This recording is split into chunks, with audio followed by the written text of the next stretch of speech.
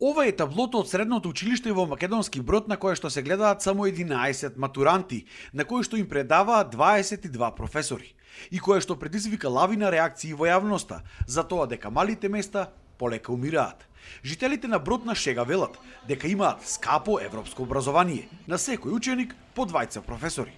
Но ситуацијата во реалноста е навистина поразителна. Тоа го признава и градоначалникот на овој град, кој вели дека проблемот не бил само во иселувањето, туку и во тоа што средношколците имале бесплатно сместување во интернатите и затоа се одлучувале да учат во блиските градови како Прилеп, Битола или пак Скопје. Државата направи двојни аршини. Воведе субвенционирање на децата кои учат надвор од својата општина, но меѓутоа никакви мерки на стимулација нема на дечината кои остануваат и на територијата на својата општина. Благодарение на тоа општина Македонски Брод со одлука на Советот воведовме субвенционирање од 5000 денари за секое дете кое е запишано во средно училиште во прва година во Македонски Брод. За да останат децата во Македонски Брод се обидували преку дуалните паралелки, но и тоа засега не ги задржува младите во малите средини. Исто така воведовме машинска струка во средното образование, склучивме договор и воспоставивме дуална паралелка со фабриката во Самоков, така да успособуваме кадар токму за таа фабрика, дечината одат на пракса во таа фабрика и се надеваме дека поголем дел од нив ќе може да останат да работат во таа фабрика. Истиот проблем како мала општина го има и Крушево. Таму годинево имало само 28 матуранти.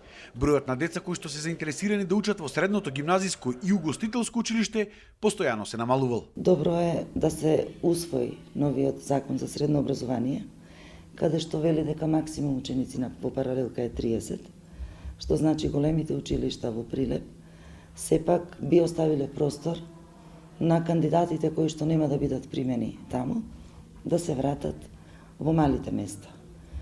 Дуалното образование го имаме, меѓутоа еве не се покажа како нешто посебно атрактивно за учениците и единствено доколку локалната успее да овозможи стипендирање на учениците кои што ќе го одберат училиштето во матичното место. Дури тие деца кои што сакале да учат угостителство, се запишувале во поголемите градови кои што биле попривлечни за нив. Дури имаме и случај да го одберат угостителското, меѓутоа да заминат во Охрид, затоа што таму има интернат, таму се сместени, живеат, на некој начин ги избегнуваат и оние работи, земјоделските работи, со кои што се занимава нивното семејство, и за младиот човек тоа е олеснување. Бројот на ученици станува огромен проблем во сите мали општини.